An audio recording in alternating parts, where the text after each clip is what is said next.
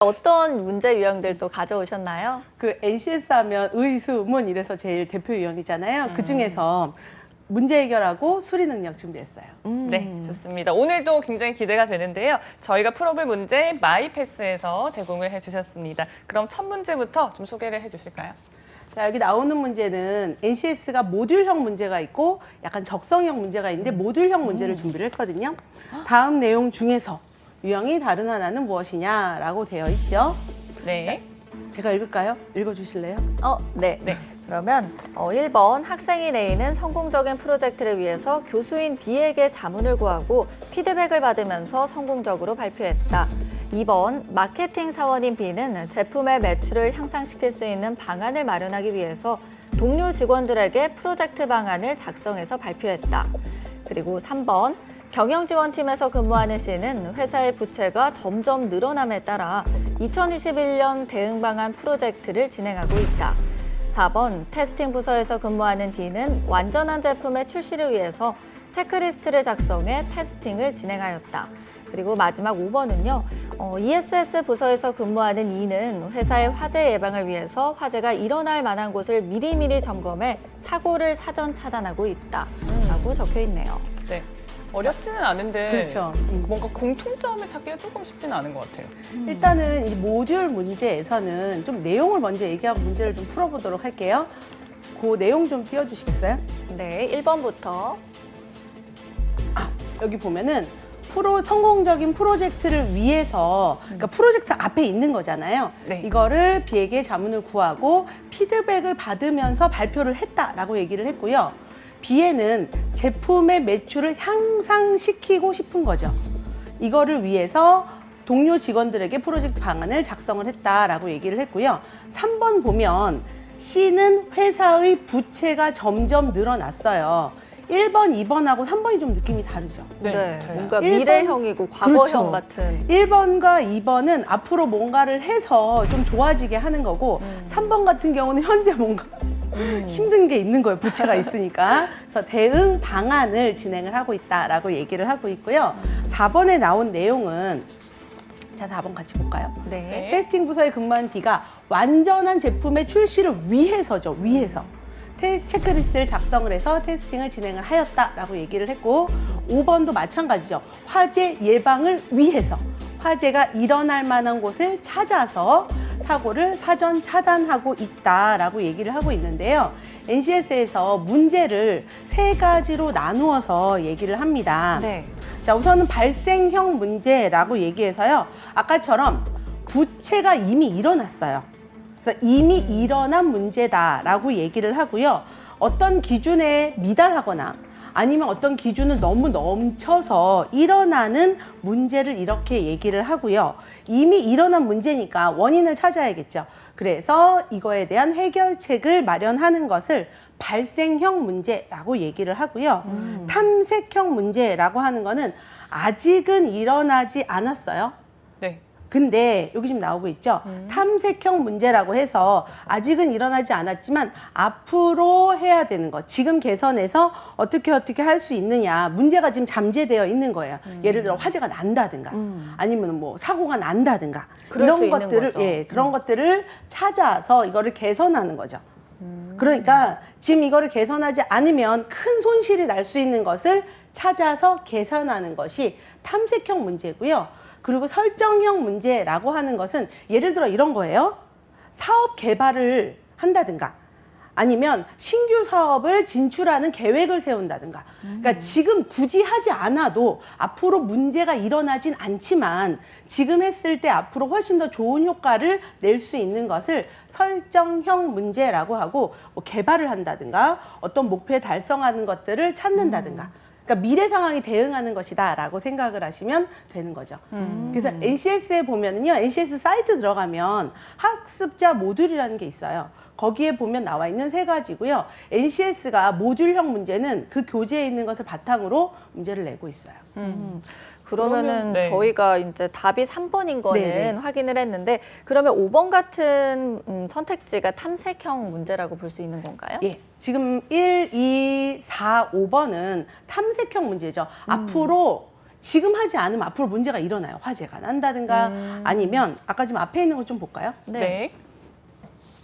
1번에 보면은 프로젝트를 대충 하면 안 되죠. 테스팅 부서에서 완전한 제품을 출시 위해서 체크리스트를 작성하지 않고 지금 하지 않으면 나중에 뭔가 사고가 나요. 그렇기 때문에 지금 뭔가를 해야 되고 이것도 마찬가지예요. 교수한테 자문을 구하지 않고 내 맘대로 막 해. 그러면 이제 성공적인 발표가 안 되는 거죠. 2번도 마찬가지예요. 여기 지금 프로젝트 방안을 어떻게 좋게 할 수 있느냐를 발표하거나 하지 않으면 프로젝트를 아니면 이 제품의 매출이 향상되지 않는 결과를 가져오게 되죠. 그러니까 이런 것들을 탐색형이라고 얘기를 합니다. 네. 저는 1번, 2번 같은 경우는 뭔가 더 잘 되게 하기 네. 위해서라 생각해서 설정형이라고 생각했는데 아, 네. 이게 꼭 그렇진 않나 보네요. 그러니까 설정형 같은 경우는 사실 안 해도 음. 크게 회사가 망하진 않아요. 영향이 없다. 현재를 그대로 갈 수는 있지만 만약에 설정형은 하면 더 좋아지는 거. 하면 더 좋아지는 거. 탐색형은 했을 때 망하는 거. 그렇게 좀 간단하게 생각하시면 될 것 같아요. 근데 뭐 뭐니 뭐니 해도 발생형이 가장 시급한 문제가 아닐까 싶긴 그렇죠. 하네요. 그러게요. 부채.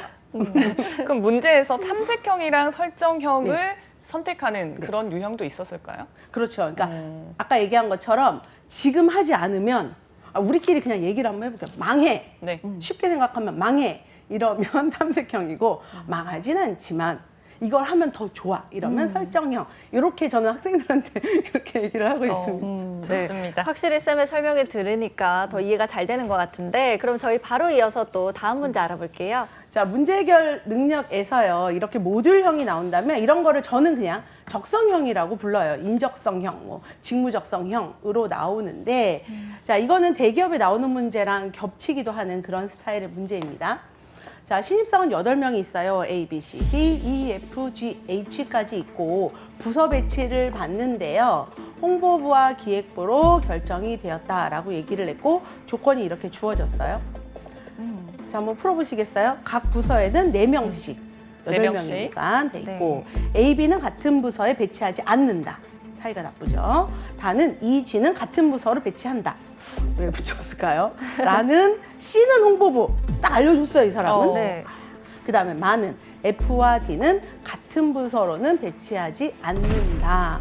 라고 얘기를 했죠. 와, 실제로 회사 배치할 때 이렇게 정하기도 할까요? 궁금하네요. 제가 왜 안 될까? 싸웠나?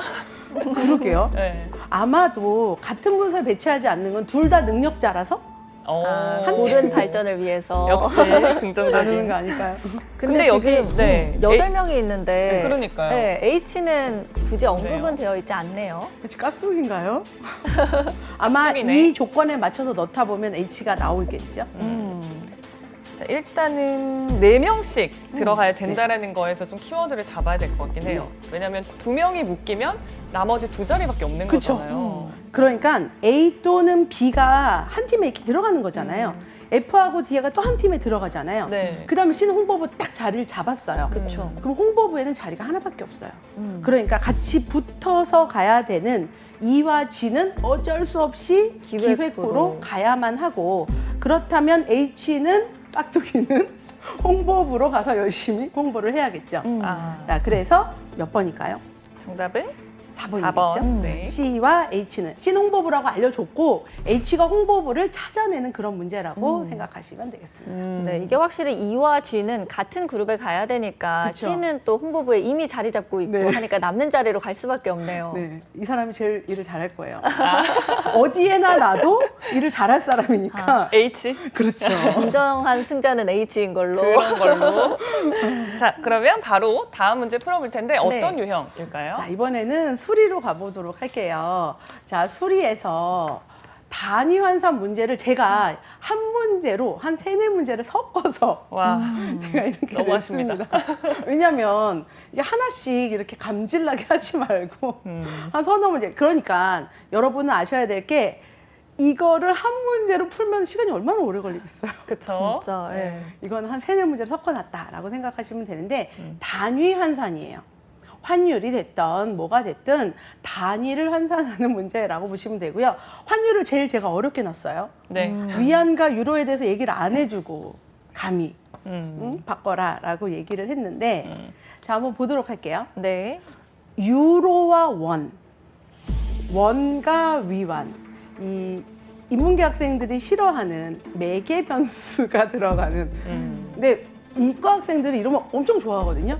자신이 들었던 거니까. 네. 인문계 학생들은 저게 뭐지, 나는 못하는 거야 라고 하는데 그냥 연결해 주는 게 원이라고 생각을 하시면 되고요. 그리고 우리가 알아줘야 되는 게 항상 헷갈리는 게 뭐냐면 네. 단위가 바뀔 때 이거 곱해야 돼, 나눠야 돼 라는 거거든요. 만약에 단위가 크고 작음을 알 수 있다면 단위가 커지면 수는 작아져요. 이렇게 단위의 변화를 알 수 없는 것들 있죠. 뭐 1m가 100cm라는 건 아무도 알려주지 않고 문제 나오잖아요. 네. 이런 것들 같은 경우는 단위가 커지면 수는 작아져요. 특히나 할푼리 계산할 때 할이 제일 크고 리가 제일 작잖아요. 네. 그래서 5할이 몇 리냐 이렇게 얘기를 하면 어려운데 단위가 커지면 수는 작아지고 여기도 보면 헥타르라는 거거든요. 기억나세요? 네. 헥타르. 아르. 요새 초등학생은 안 배우는 여러분만 배웠어요, 이거를. 헥타르를 아르로 바꿀 때 네. 1이 100이 됐어요. 100배가 됐죠. 아르가 헥타르가 되면 100으로 나눈다. 이렇게 생각하시면 돼요. 간을 자로 바꿀 때 1이 6으로 가서 6배가 됐으니까 자가 간으로 가면 6으로 나눈다. 여기 보면 위안이 유로가 돼요. 그러면 우리가 암산으로 해볼게요. 네. 식을 띄워주지 마시고 위안이 원이 되고 싶어요. 170배 하고 그리고 다시 이 원을 유로로 바꿔야 되죠. 원을 유로로 바꾸면 1264로 나누는 거죠. 네. 물론 계산하라는 건 아니지만 네. 식을 그냥 머릿속에 생각하면 170을 곱하고 1264로 나누겠죠. 그냥 머릿속으로 생각을 해보세요. 네. 그러면 분자에 632 곱하기 170 들어가요. 분모에 1264가 들어가요. 네. 그리고 문제 내는 사람이 그렇게 사악하지 않아요. 네. 일부 기업을 빼고는 요거랑 요거의 관계가 보이죠.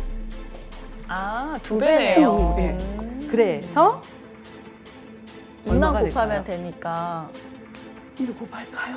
2분의 1? 그렇죠. 나눠야 네. 되니까. 85가 된다라는 거를 우리가 생각을 해볼 수 있다는 얘기예요. 이게 매개 변수가 있는 게 또 포인트였네요. 그럼요. 그러니까 요거를 잘 알고 있으면 금세 해요. 식을 그냥 위안을 원으로 가운데 하나만 들어가면 되거든요. 170을 곱하고 1264로 나눈다예요. 이거를 시각화해서 좀 보여드릴까요? 풀이 과정을 좀 보여드리면 네, 네. 보여주면 너무 당연하지라고 얘기하지만 막상 우리가 쓰려고 하면 난감하거든요. 그러게요. 그래서 제가 이제 보지 않고 좀 얘기를 해봤고요. 자, 그러면 달러를 위안으로 바꾸는 거는 달러를 원으로 바꾸고 1190을 곱하죠. 그 다음에 원을 위안으로 바꿀 때는 170으로 나누어서 나누고. 계산을 하면 되는 거고요. 홉을 말로 바꿔요. 홉을 말로 바꿔야 되죠. 홉을 되로 바꾸고 되를 말로 바꾸고 홉을 되로 바꾸고 10 나누고 되를 말로 바꾸고 10 나누고 100만 정신 바짝 나누면 차려야 돼요. 돼요. 네. 100만 나누면 돼요. 이거 어른들은 다 알 텐데 사실 저도 어. 이거 잘 모르거든요. 네. 그래서 나와야지만 풀 수 있는 거 100으로 나눈다. 0.26 되고 자를 간으로 바꿀 때는 어떻게 하죠 그러면? 6분의 1? 그쵸. 네. 6분의 1을 곱하거나 아니면 6으로 나누거나 네. 해서 2.5. 또 헥타르를 아르로 바꿀 때 이거 생각보다 8,400 하시는 분들 많아요. 나눠야 생각보다 되는데 많아요. 곱한 예, 거구나.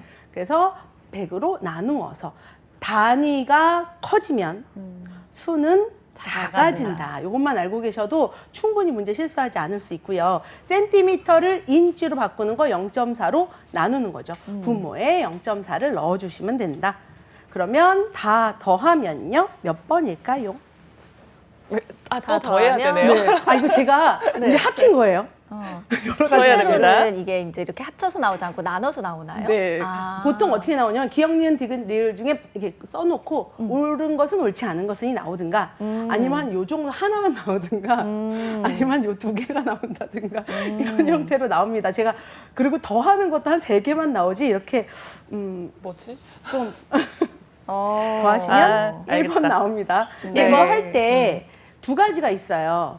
소수점이나 아니면 1의 자리만 보고도 답을 구할 수 있는 경우가 있고 두 번째로는 근사값으로 구할 수 있는 경우도 있고 그런 거 없이 그냥 통으로 힘들게 계산해야 되는 경우도 있으니까 문제집에 보면 1의 자리만 맞춰도 답 나오는 경우 있죠. 그렇죠. 그러면 나 1의 자리만 볼 거야 하고 가실 게 아니라 공부할 때 이왕이면 세 가지가 다 나오니까 준비를 하고 가시는 게 훨씬 도움이 되실 거라 생각합니다. 네. 아니 사실 뭐 이거 계산만 하면 되는 문제긴 한데 네. 계산만이라고 하기에는 너무 많네요, 내용이. 하지만 이거를 세 문제, 네 문제 합쳐놓은 거라. 네. 아. 저는 그냥 환율은 그 은행에서 해주는 대로 그쵸. 이렇게 저도 받는 그래요. 걸로. 저도 해외 나갈 때 환율도 안 바꿔가요. 5만 원 가지고.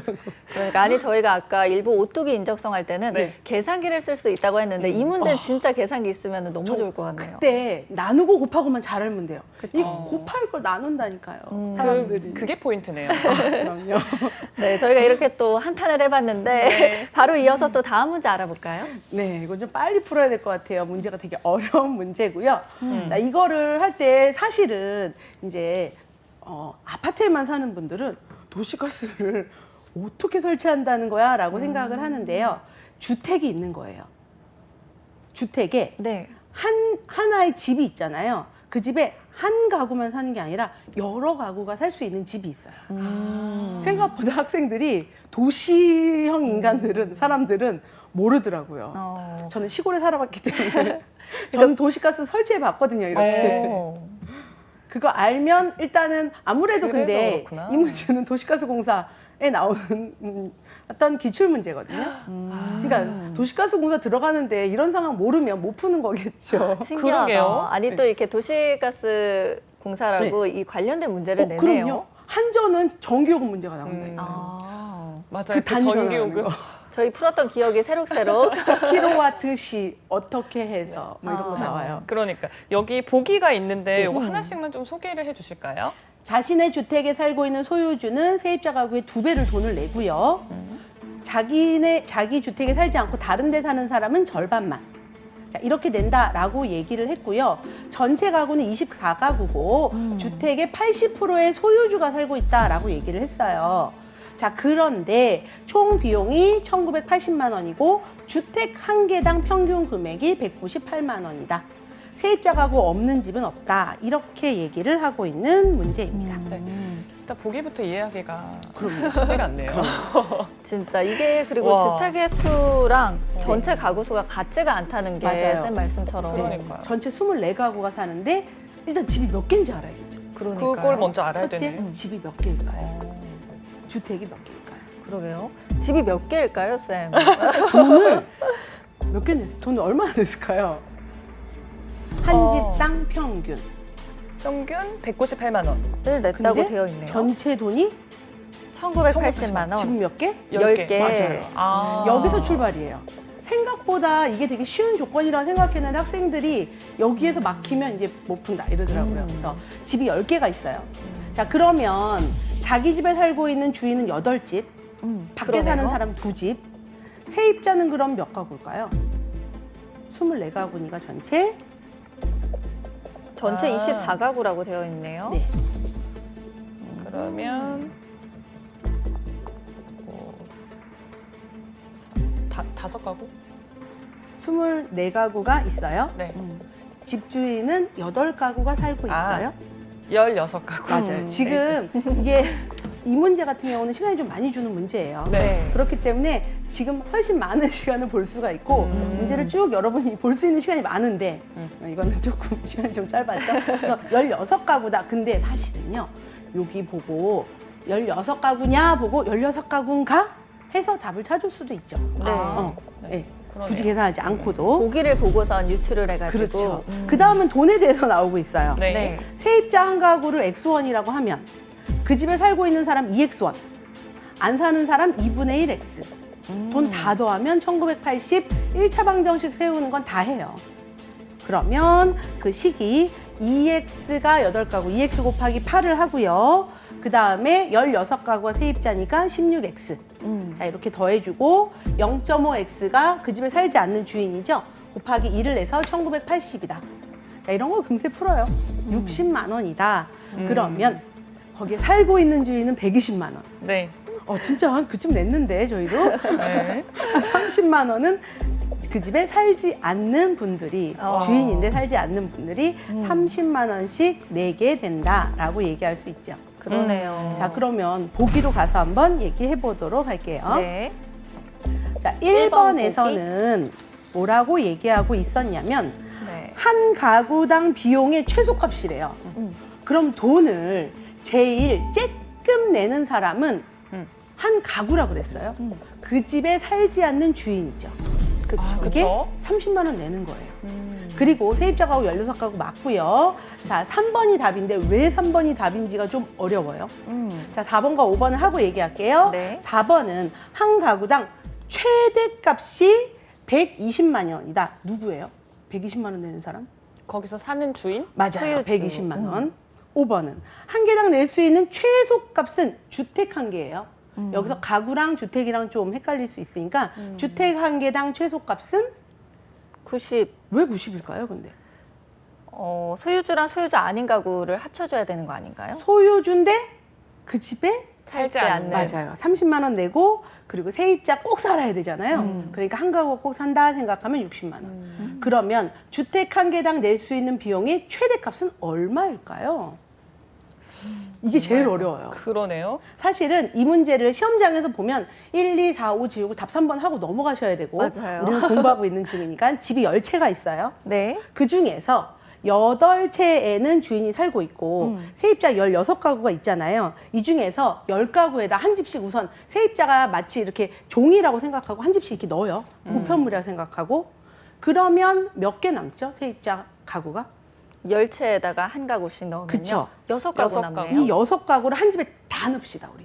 오. 최대값이니까. 7가구가 되네요. 그쵸. 세입자 7가구, 그 집에 주인 사는 하나. 주인 한 가구. 여덟. 그럼 120만 원에다가 6, 7에 42, 420을 더해서 520만 원. 540만 원. 네, 540만 원이요. 선생님, 이 정도 되면은 그냥 도시가스 이용 안 하는 게 더 나을 수도 있지 않을까요? 아니요, 도시가스 추워요, 그러면. 설치해 봤는데 설치하면 얼마나 좋은데요. 그래요.